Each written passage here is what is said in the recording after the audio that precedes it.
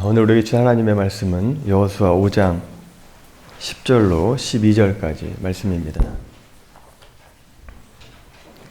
여호수아 5장 10절로 12절까지 말씀 제가 공독하겠습니다. 또 이스라엘 자손들이 길갈에 진쳤고 그달 14일 저녁에는 여리고 평지에서 유월절을 지켰으며 유월절 이튿날에 그 땅의 소산물을 먹되 그날에 무교병과 볶은 곡식을 먹었더라.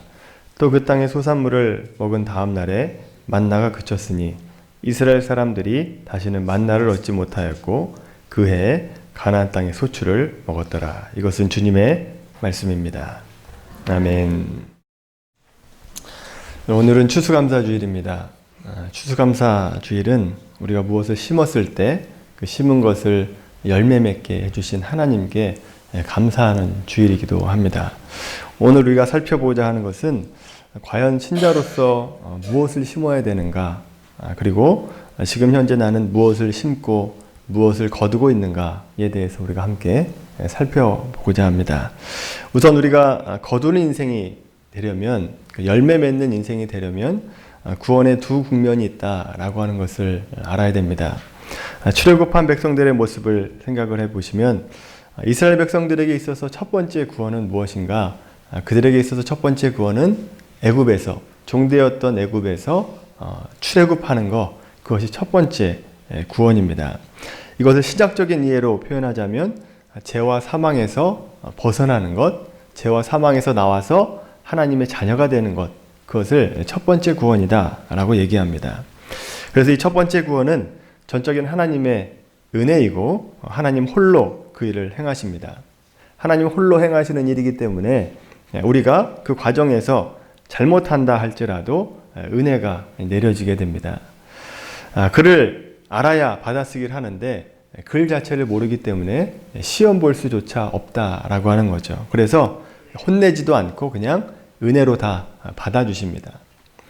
자, 그 한 예가 이것입니다. 모세가 하나님의 명령을 받고 애굽 왕 바로에게 가서 나의 백성을 보내달라라고 요청을 합니다.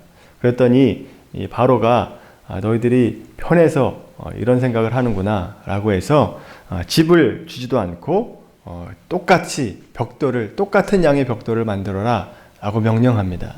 그 명령을 받은 이스라엘 백성들이 모세와 하나님을 원망하게 합니다. 그냥 내버려 두지 왜 우리를 괴롭게 하느냐, 왜 우리를 더 괴롭게 하느냐라고 하나님을 원망하죠. 이 원망 때문에 하나님께서 이스라엘 백성들을 책망하지 않습니다. 그냥 내버려 주셨다라고 하는 거죠. 왜냐하면 아직까지 하나님에 대한 인식이 없고 또 은혜를 경험해 보지 못했기 때문에 이스라엘 백성들을 책망하지 않으신다라고 하는 거죠. 우리 구원 역시 마찬가지입니다. 우리가 구원받기 전에는 하나님에 대한 감각이 없었기 때문에 하나님께서 우리가 하나님을 원망한다 할지라도 우리를 책망하지 않고 그냥 은혜를 베풀어 주신다라고 하는 겁니다. 자, 이제 두 번째 구원의 영역. 이 두 번째 구원의 영역은 성화의 영역이다라고 이해하시면 되겠습니다. 이 두 번째 구원의 영역은 출애굽한 이스라엘 백성들이 가나안 땅에 들어가기까지입니다. 가나안 땅에 들어가는 것이 두 번째 구원이다라고 하는 거죠. 오늘날로 말하면 구원받은 우리가 하나님의 백성으로 사는 문제, 어떻게 하나님의 백성으로 살 것인가에 대한 문제인데, 이 일에 대해서 우리가 해야 될 일이 있고 우리가 책임져야 될 부분이 있다라고 하는 거죠. 하나님의 말씀을 따라 살 것이냐, 그렇지 않을 것이냐, 이 부분이 우리의 선택해야 되는 부분이고 우리가 결정해야 되고 이 부분에 있어서만큼은 우리가 책임을 져야 된다라고 하는 겁니다. 자, 그런데 이 출애굽한 이스라엘 백성들은 이 두 번째 구원에서 실패를 하게 됩니다. 어떻게 실패하는지 신명기 1장 19절 한번 찾아볼까요? 신명기 1장입니다.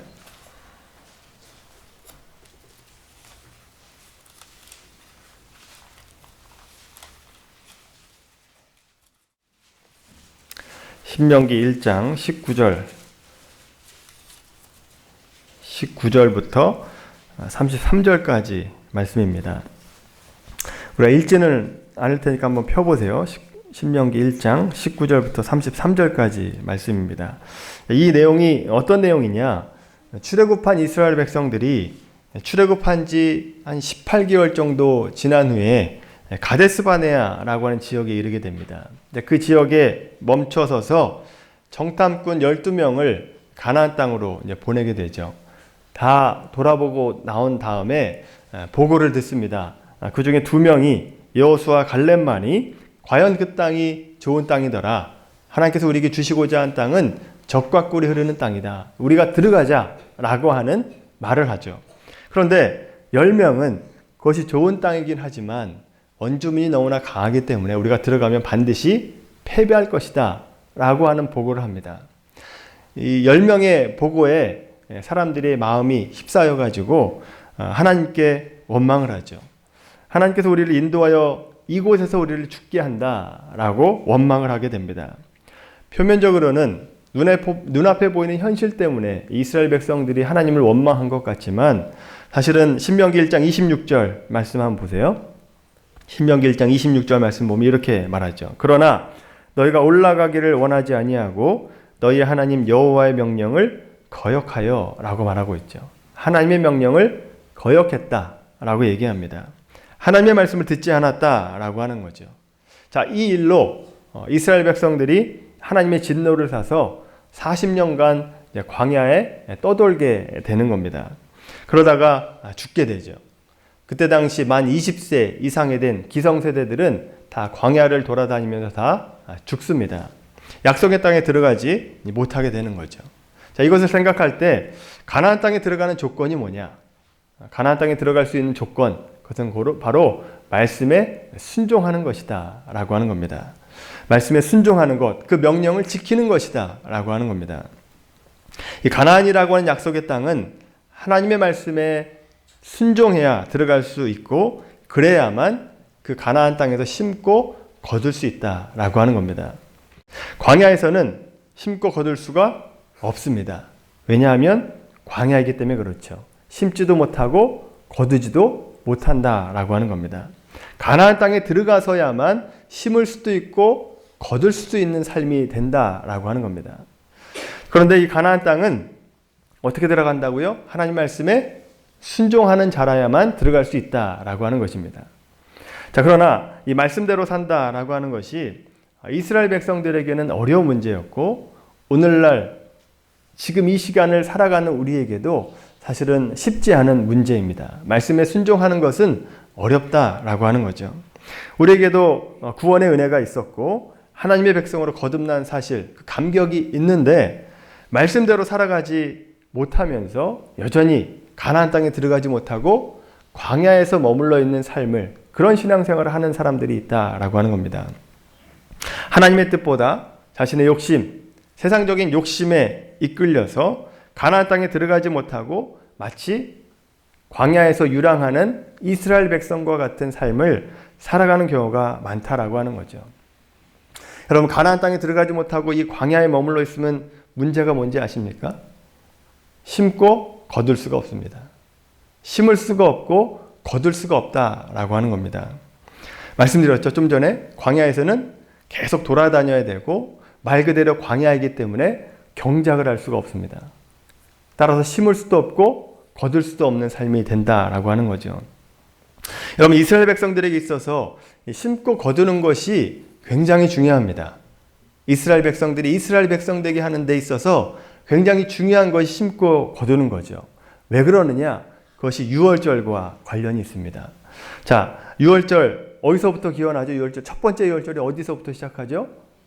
출애굽할 때. 출애굽할 때 10가지 재앙부터 이제 시작을 하게 됩니다. 출애굽기 12장 말씀 한번 찾아볼까요?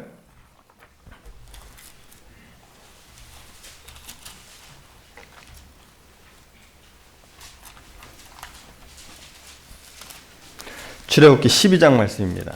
자, 12장 말씀 보시면 6월절에 대해서 계속해서 말씀을 해주시는데 알다시피 첫 번째 6월절은 이스라엘 백성들이 출애굽할 때 첫 번째 6월절을 지키게 됩니다.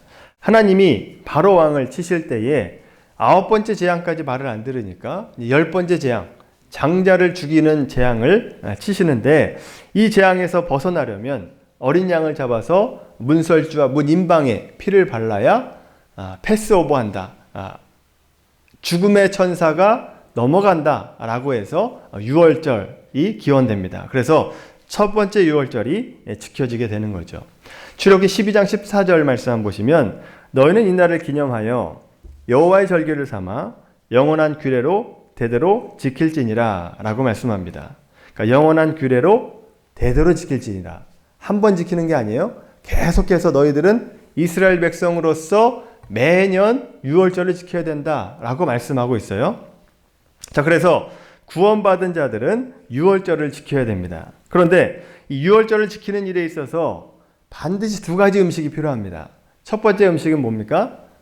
양, 어린 양이 필요하고 두 번째는요, 무교병을 먹어야 되는데 이 무교병은 뭘로 만드냐? 곡식으로 만듭니다. 곡식으로 만들어서 거기에다가 누룩을 넣지 않고 구운 떡, 그것이 이제 바로 무교병이 되는 겁니다. 자, 6월절 이후에 이어지는 7일간의 무교절 기간에 이 어린 양과 무교병을 먹고 지내야 되기 때문에 곡식이 반드시 필요하다라고 하는 겁니다. 자, 이제 첫 번째 유월절을 그렇게 지키고 나서 두 번째 유월절을 어디서 지키는가? 말씀 한번 찾아볼까요? 민수기 9장입니다.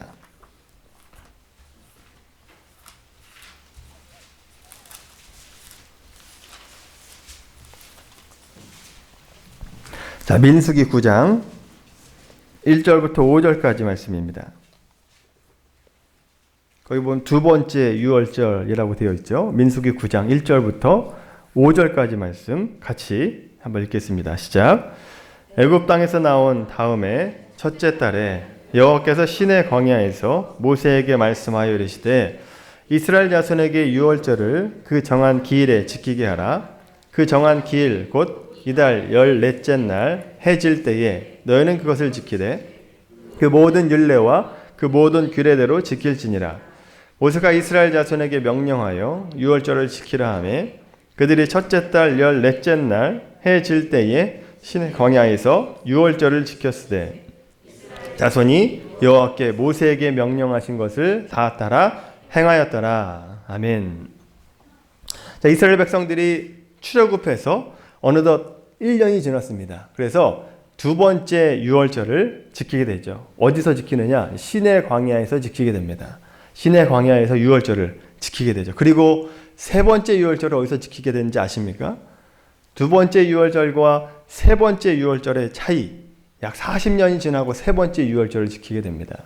그 광야 시간에는 유월절을 못 지키게 된다라고 하는 거죠.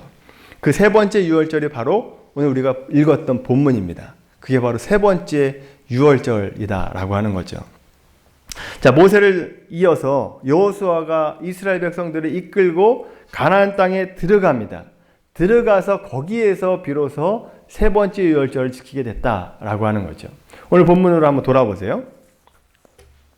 오늘 본문으로 돌아와 보시면 여호수아 5장 10절부터 12절까지 말씀, 또 이스라엘 자손들이 길갈에 진쳤고 그달 14일 저녁에는 여리고 평지에서 유월절을 지켰으며 유월절 이튿날에 그 땅의 소산물을 먹되 그날에 무교병과 볶은 곡식을 먹었더라. 또 그 땅의 소산물을 먹은 다음 날에 만나가 그쳤으니 이스라엘 사람들이 다시는 만나를 얻지 못하였고 그 해 가나안 땅의 소출을 먹었더라. 아멘. 두 번째 유월절과 세 번째 유월절의 차이가 약 40년의 시간이 차이가 납니다. 그러면 왜 이스라엘 백성들이 광야에서는 유월절을 못 지켰죠? 왜요? 이유가 뭡니까? 뭐가 없었기 때문에? 곡식이 없었기 때문에. 심고 거둘 수 있는 곡식이 없었기 때문에 그 광야 시간에는 유월절을 못 지켰다라고 하는 겁니다. 말씀드렸듯이 유월절은 양과 무교병이 있어야 되죠. 양은 데리고 다닐 수 있습니다. 그런데 곡식은 가지고 다닐 수가 없죠. 없었기 때문에 뭘 주세요? 하나님께서 만나를 주시는 겁니다. 만나로 먹게 하셨다라고 하는 거죠. 이 첫 번째 유월절에서 말씀했듯이 대대로 유월절을 지키라 라고 명령하셨습니다. 하나님의 규례입니다. 그것만 보더라도 하나님의 뜻은 애굽에서 나온 것만 하나님의 뜻이 아닙니다. 어디 가는 게 하나님의 목적이에요? 가나안에 들어가는 게 하나님의 목적이다라고 하는 걸 알 수 있죠. 왜냐하면 대대로 지킬지니라 말씀하셨기 때문에 출애굽해서 광야 생활하는 것 자체도 하나님의 목적이 아닙니다. 가나안 땅에 들어가는 것 자체를 하나님께서 목적하셨다라고 하는 거죠. 심고 거둘 수 있는 곳, 그것을 들어가기를 하나님께서 원하셨다라고 하는 겁니다. 제약된 곳에 나오는 것이 전부가 아니라 복된 곳에 들어가기까지 하나님께서 목적하셨고 우리를 구원하셨다라고 하는 것이 하나님의 뜻이다라고 하는 거죠. 따라서 죄와 사망에서 벗어나서 구원받은 것은 절반만 완성한 겁니다. 완벽하게 완성하려면 뭘 해야 돼요? 말씀에 순종해서 가나안 땅에 들어가는 것까지 해야 되는 것이 완전한 구원이다라고 하는 겁니다. 따라서 우리는 출애굽한 이스라엘 백성들과 같이 첫 번째 구원을 얻은 이후에 거기에서 만족하면 안 되고 그 이후에는 뭘 해야 되느냐? 말씀을 읽고 순종해서 내가 가나안 땅에 들어가는 백성이 될 때까지 노력하시는 것이 우리에게 필요하다라고 하는 겁니다. 여러분, 우리도 첫 번째 구원을 은혜로 얻은 사람들입니다. 하나님의 은혜로 얻었죠. 아직 확신이 없는 분들은 예수 영접 모임에 들어오세요. 다 구원받은 우리 백성입니다. 구원받은 이후에 첫 번째 구원을 받았다라고 한다면 하나님의 말씀에 순종하면서 심고 거둘 수 있는 곳, 가나안 땅에 들어가야 된다라고 하는 겁니다. 그런데 많은 분들이 심고 거둘 수 있는 땅에 들어가지 못하고 여전히 광야에 있는 분들이 있습니다. 광야에 머물러 있는 분들이 너무나 많다라고 하는 거죠. 왜 그렇죠? 왜 광야에 머물까요? 어찌 보면 이 광야라고 하는 것은 훨씬 더 기적이 많습니다. 기적이 훨씬 더 많이 일어나는 곳이죠. 그곳에서 매일 만나를 먹습니다. 매일 불기둥과 구름기둥으로 보호를 받죠. 또 성막에 보면 매일 하나님이 임재하셨다라고 하는 것이 구름이 성막 위에 매일 떠 있습니다. 그래서 그것을 보고 인도함을 받습니다. 매일매일 기적을 체험한다라고 하는 거죠. 그러나 불기둥이나 구름기둥이나 만나 같은 것은 이스라엘 백성들을 가나안 땅으로 들여보내기 위한 방편일 뿐이지 그것 자체가 목적이 아니다라고 하는 겁니다. 이 부분을 잘 이해하셔야 됩니다. 그것이 목적이 아닙니다. 광야 생활이 목적이 아니다라고 하는 거죠. 많은 성도들이 신앙에 대해서 이렇게 광야식 체험 위주의 신앙을 요구하고 또 그렇게 사는 것이 대단한 것이다 라고 하는 간증을 많이 듣다 보니까 기적이 많은 사람들이 은혜를 많이 받은 사람이다 라는 오해를 합니다. 다른 사람에게는 만나도 주시고 불기둥도 보여주시고 구름기둥도 보여주시는데 왜 나에게는 그런 것이 없는가 아쉬워하죠. 말씀에 순종해서 영적인 열매를 거두려고 하진 않고 늘 보이는 것만 따라 살아가는 그런 광야식 신앙을 가지고 있는 사람들이 많다라고 하는 겁니다. 물론 그것이 하나님의 도우심입니다. 하나님의 역사하심이죠. 그러나 그것은 참다운 신앙의 내용이나 하나님께서 원하시는 수준이 아니다라고 하는 거죠. 그 수준에 머물러 있는 것을 원하지 않으십니다. 우리의 삶에 기적이 있으면 우리 신앙이 잘 성장할 것 같죠. 하나님의 기적이 매일매일 있으면 여러분 우리 신앙이 막 점진적으로 막 눈에 띄게 막 성장할 것 같죠. 그렇지 않다라고 하는 겁니다. 뭘 보면 알 수 있을까요? 이스라엘 백성 보면 알 수 있잖아요. 매일 만나를 먹습니다. 매일 불기둥과 기름기둥을 봐요. 그런데 여러분 이스라엘 백성들이 순종했나요? 했습니까? 안 했습니까? 안 했잖아요. 제가 어거지 쓰는 겁니까? 순종 못했습니다. 안 했어요. 순종하지 않았습니다. 이스라엘 백성들만 그런 것이 아니라 예수님 시대의 유대인들도 보세요. 예수님의 기적을 봤죠.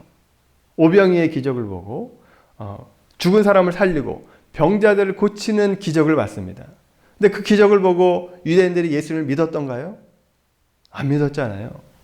여러분 기적이라고 하는 것은 하나님의 말씀에 순종하도록 인도하는 것뿐이지 우리의 신앙을 성숙시키거나 열매 맺게 할 수 있는 것이 아닙니다.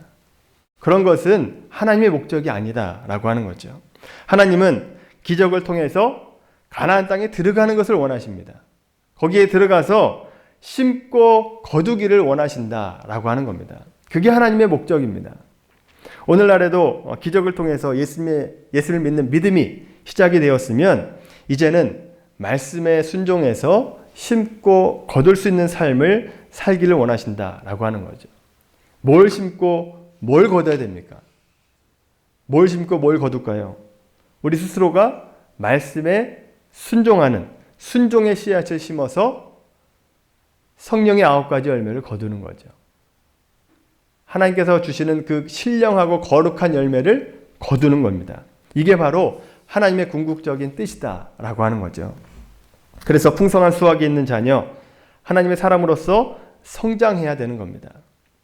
자, 오늘 본문에서 이스라엘 백성들이 세 번째 유월절을 지킨 내용을 보면 무교병과 볶음곡식을 먹었더니 그 땅 소산을 먹은 다음 날에 만나가 그쳤다라고 얘기하고 있습니다. 만나가 그쳤다. 여러분, 만나가 뭡니까? 만나는 광야 시간 동안에 이스라엘 백성들에게 주신 기적의 양식입니다. 기적의 양식이 하나님께서 주신 양식이에요. 그런데 여러분, 하나님께서 원하시는 유월절을 지키기 위해서는 만나로는 안 된다는 겁니다. 만나로는 하나님을 유월절을 지킬 수가 없다라고 하는 거죠. 이 말을 반대로 다른 말로 생각을 해보면 만나로는 기적적인 주신 하나님의 양식, 만나로는 하나님을 기쁘시게 할 수 없다. 하나님을 예배할 수 없다. 하나님을 경배할 수 없다라고 하는 뜻입니다. 뭘로만 됩니까? 곡식으로만요. 우리가 심고 거두는 양식으로만 하나님께 예배할 수 있고 하나님이 기뻐하신다라고 하는 겁니다. 오직 말씀에 순종해서 얻어지는 열매로 하나님을 높일 수 있다라고 하는 거죠. 그럼 우리는 말씀에 순종하여 가나안 땅에 들어가서 심고 거두는 삶이 되어야 됩니다. 우리 말씀에 순종해서 우리가 가는 땅이 어떤 땅인가?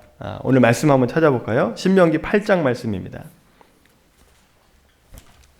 우리가 들어가는 땅, 그 땅이 어떤 땅인가? 신명기 8장 7절부터 10절까지입니다.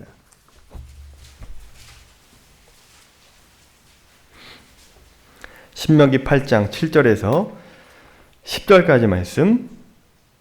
말씀에 순종해서 가는 땅, 그 땅에 대해서 말씀하는 내용이에요. 같이 읽겠습니다. 시작.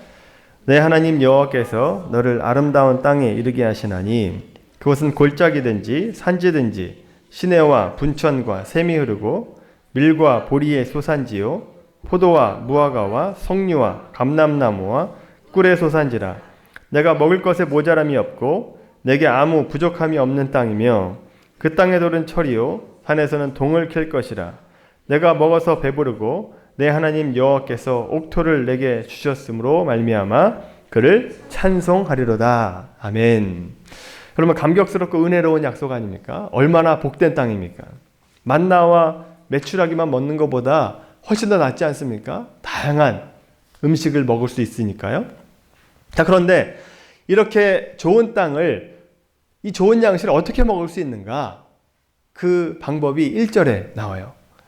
신명기 8장 1절 말씀 제가 읽겠습니다. 내가 오늘 명하는 모든 명령을 너희는 지켜 행하라. 그리하면 너희가 살고 번성하고 여호와께서 너희 조상들에게 맹세하신 땅에 들어가서 그것을 차지하리라. 아멘. 그럼 가나안 땅에 들어가는 조건이 뭐예요? 말씀을 지켜 행하는 것. 그것이 가나안 땅에 들어가는 조건이다 라고 하는 겁니다. 결국 신앙이들의 싸움은 뭐냐? 바로 이겁니다. 우리 싸움은 내가 살고 싶은 대로 사는 것이 아니라 말씀대로 사는 것. 그것이 바로 우리가 해야 될 싸움이다 라고 하는 거죠. 그렇게 살 때 우리는 빛이고 소금이다 라고 하는 성경의 표현대로 참다운 신자의 모습을 가질 수 있습니다. 또 그렇게 살 때 우리는 비로소 심고 거둘 수 있는 삶을 살 수 있게 되는 거죠. 하나님을 높이는 삶, 경배하는 삶을 살 수 있게 되는 겁니다.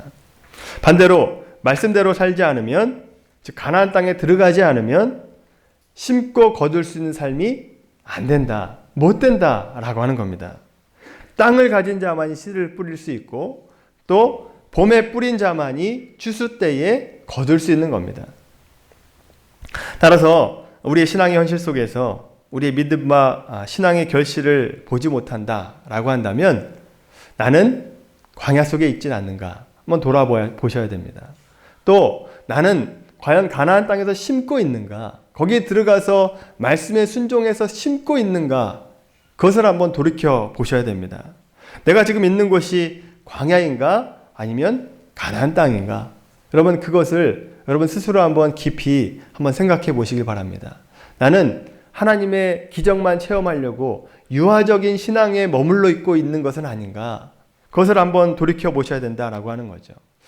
우리 가운데는 착각할 수 있습니다. 아직까지 광야에 있으면서도 세상적인 만족을 누리고 있는 것으로 내가 하나님께 주신 복을 받고 있고 거두는 삶을 살아가고 있다라고 착각할 수 있어요. 그런데 여러분 잘 한번 생각해 보셔야 됩니다. 내가 첫 번째 구원을 받고 아직 광야에 있는 것은 아닌가? 정말 하나님께서 원하시는 열매를 맺고 있는가? 정말 이 열매를 하나님께서 기뻐하실 만한 것인가를 한번 돌이켜 보셔야 된다라고 하는 거죠. 아직 광야에 있는 분이 있다라고 한다면 말씀에 순종하여 가나안 땅에 들어가는 여러분들이 되길 바랍니다. 하나님의 사람으로 살아가시길 바랍니다. 또 말씀에 순종하여 얻은 결실로만 우리가 유월절을 지킬 수 있기 때문에 그래요. 거기에 들어가서 심고 거둔 것으로만 하나님을 기쁘시게 할 수 있다라고 하는 겁니다. 만나로는 안 된다고요. 만나로는 지킬 수 없다고요. 내가 심고 거두는 것만 그것으로만 하나님께서 예배를 받으시고 경배를 받으시겠다라고 하는 겁니다. 여러분 저와 여러분들이 삶이 심고 거두는 인생이 되기를 축원합니다. 올해 한 해 여러분 나에게 얻어진 열매들은 어떤 열매인가? 영적인 열매들은 어떤 열매인가? 돌이켜보시고 내년 추수감사절에는 더 큰 영적인 열매로 하나님께 영광 올려드리고 예배하고 경배하는 그런 추수감사절이 되기를 주님의 이름으로 간절히 축원합니다. 기도하겠습니다. 하나님, 우리의 삶이 뿌리고 거둘 수 있는 삶이 되게 하여 주시옵소서.